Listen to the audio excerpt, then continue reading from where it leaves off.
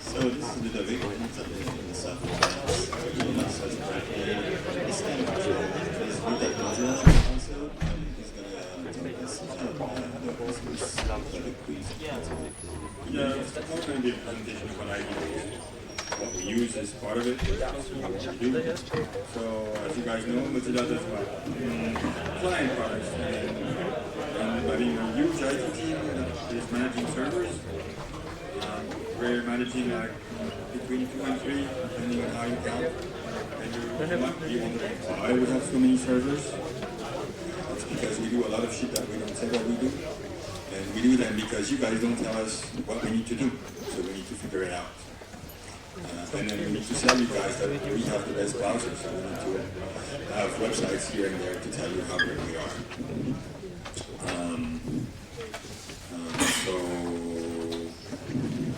So what we have at Mozilla is we have, where we are having stuff is mostly DCs in AWS. AWS is kind of new, DC is kind of old, and we're shrinking them. We used to have 5 of them, now we're down to 1, plus a bunch of shit in AWS that's kind of half working, depending on how you look at them. And the thing so there's a few things that we do at Mozilla that requires servers. The first thing is we build products. To build products, you need to compile them. To compile them, you need to have source code. You need to host the source code, and then you need to transfer things from the place that's hosting the source code and compiling them. Once it's compiled, you need to sign it, and then when it's done, you need to ship it. That's the other stuff that we think IT will be doing. But that's not really what IT does at Mozilla. What we do is we're trying to we maintain a bunch of servers, and there's two things that we want with those servers. The first one is make the product better. So we maintain a bunch of stuff to, when Firefox crashes, there's a small stuff that pops up and says, do you want us to send us the crash report? And then Robert will talk about it later. But then this goes back to some IT servers, and then we process that. And then, in the end, that thing's supposed to get the crash fixed, and then you're supposed to have a better version of Firefox next time. That's one part of things. When you're clicking on the you like, don't like button that's in the bar saying like, oh, I like Firefox today, well, you're sending us feedback and we need to process that. So we have a bunch of those, and then every time you start Firefox, in the first 10 minutes, Firefox sends a ping saying, hey, is there a update for me somewhere, somehow? So we also maintain that. And to maintain that, we need to maintain a bunch of things. First thing we maintain is a network. The network, we're an autonomous AS, so we pop in the western region of the United States in 3 points. We get traffic from Telia, meaning that in Europe we got kind of nice connectivity. And we also use CDN for the part that delivers stuff. We deal with a bunch of websites that I was talking about, like www.mozilla.org, StatCrash, Sumo, MDN, Wiki. There's plenty of them. There's too many of them. Mailing list, there's too many of them too. And the IT at Mozilla is responsible for maintaining the basic layers, like the content. We don't care how the content is delivered. We kind of care, but we don't really care. We're not the people doing the architecture, art development. We're just making sure that, well, when someone says something bad on Hacker News and everybody comes to the website, people can still come to the website and rant or whatever they're coming to the website for. So we use a bunch of open source tools that everybody uses. The first that we use is Puppet. With Puppet we maintain our servers. We're mostly a Red Hat house. We do have a bunch of Ubuntu stuff, but they are not really in Puppet. And it's for security people, so they deal with their shit. We don't have access to that anyway. The second thing that we use is Ansible, and that's decent.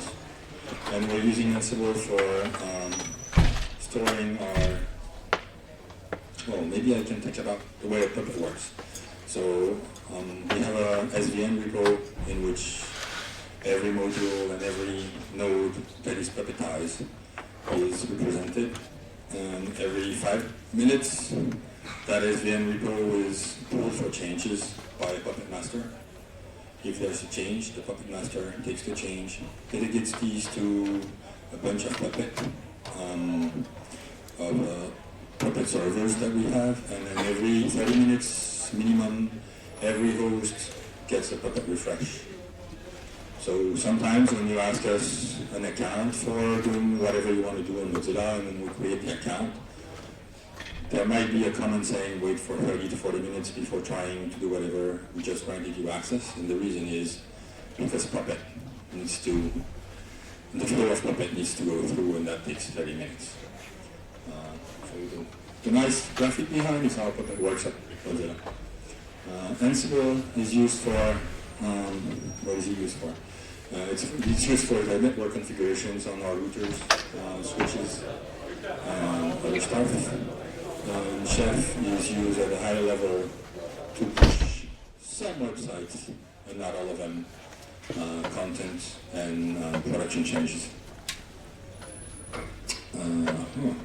I'm already at 10 minutes and I'm already almost done. You guys are going to have a nice time for lunch break. So we have all this running, and we have all those services running, and then we're using a bunch. So there's other tools that we're using. I'm not talking. I'll come to it later. So the other thing that's important when we're having production stuff is to monitor stuff. So we use standard stuff.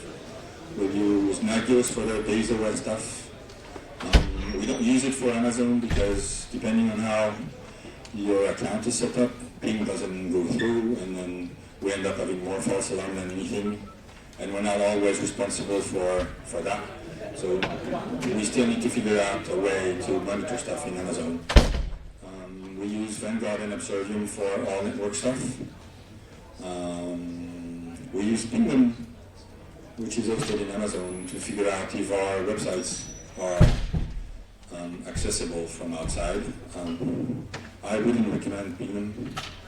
You get a lot of false alarm, it's shitty to configure, and there's no audit trail. The people doing app stuff, they use New Relic to monitor the apps. Their apps, not everybody, but the people that are doing their job properly are. And then finally, everything goes to PagerDuty. And that's really a practical tool. If you are on call and you're having the pager, I really recommend PagerDuty. It's really nice. The way you get paged, you define how you get paged. So depending on where you are, you can change how you get paged. Very practical. And we have a wiki that runs Confluence for all our docs. Maintaining our docs is, like in probably all organizations, a shitty thing. Like people leave and they forget to write the docs, and then you're like, what the fuck? How is this working? You need to figure it mostly the hardware when things are broken, and then you need to fix them. So in IT we do a lot of stuff, and we write a lot of stuff, and most of it is public or half public. There's a few things that probably aren't public from the security team, but they have plans on releasing that. So if you follow these people, you'll probably find all or most of the software that we use.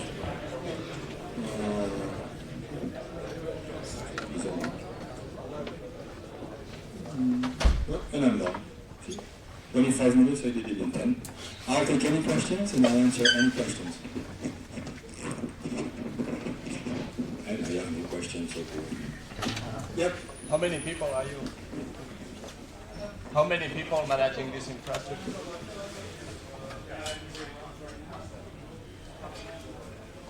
Depending on how you count. So, thank you. So how many people are working on the architecture and the infra? The answer is between 40 and 50.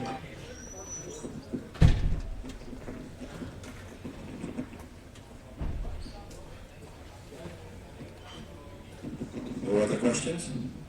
Cool. Yeah. Sleep better. Ik veel better Netherlands praten. So the things we would like to do better is figure out AWS monitoring. We have a project about deploying stuff in AWS, and it's not yet there yet.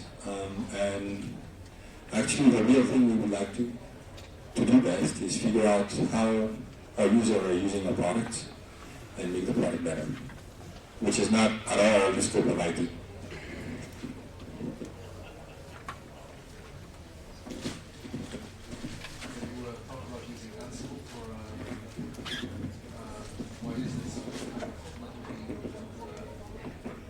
So the question is, why are we using Ansible and what kind of routers we're using? We're using Juniper stuff, and it's the config of the Juniper firewall rules and switches that is stored in Ansible. Before last year, it wasn't, and every time the network team was doing a change on the network infra, well, you would roll the dice, and then depending on the result, we would end up in having a bad day or just a normal day. With Ansible, they've managed to have the same configuration on all the routers that are at the same level. They've managed to have all the switches with the same, that are doing the same kind of tasks with the same configuration. So there's not like, I don't understand, like those builders, they're not building as fast as the others. Why? And then someone goes to the configurations, oh yeah, that bit is missing. So it's for coherency. It changed a lot, and it made the internal network a lot stabler. Is there anything you've done in the past that you've kind of given up on and you'd recommend again? You talked about what you do. Is there stuff that you don't do that's just a bad idea? Yeah, I'm going to repeat the question. The question is, what have you done in the past that you wouldn't recommend doing anymore?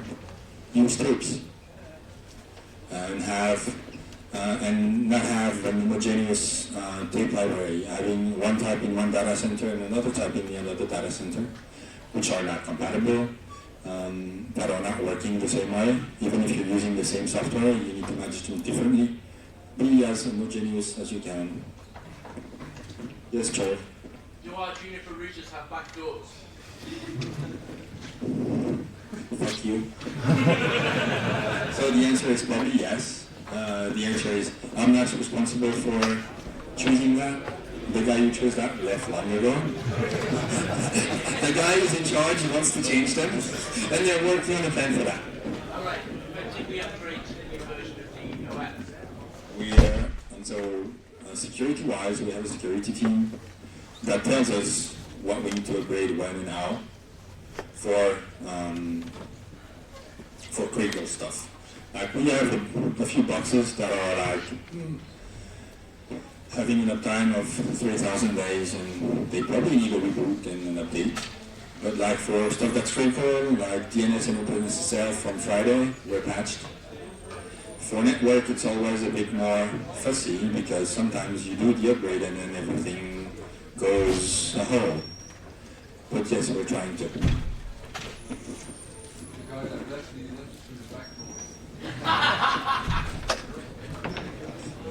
No comment. Caltrain. Other questions? Yeah.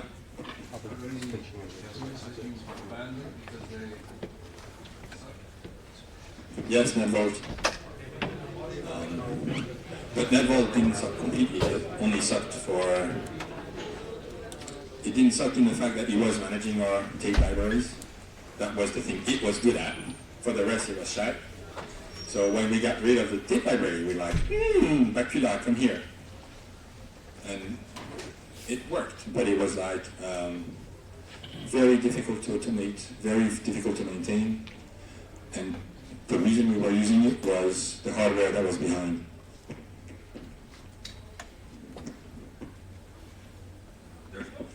there's a few other things that we've removed. Dignity cluster we got rid of.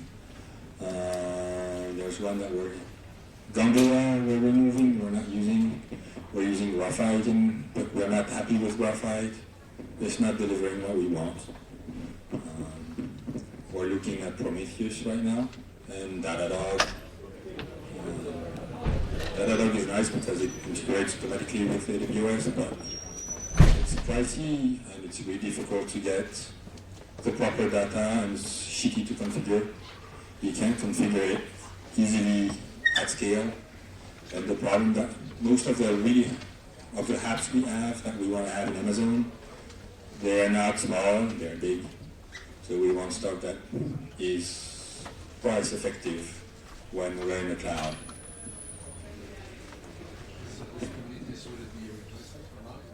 No, it would be a replacement for graphite.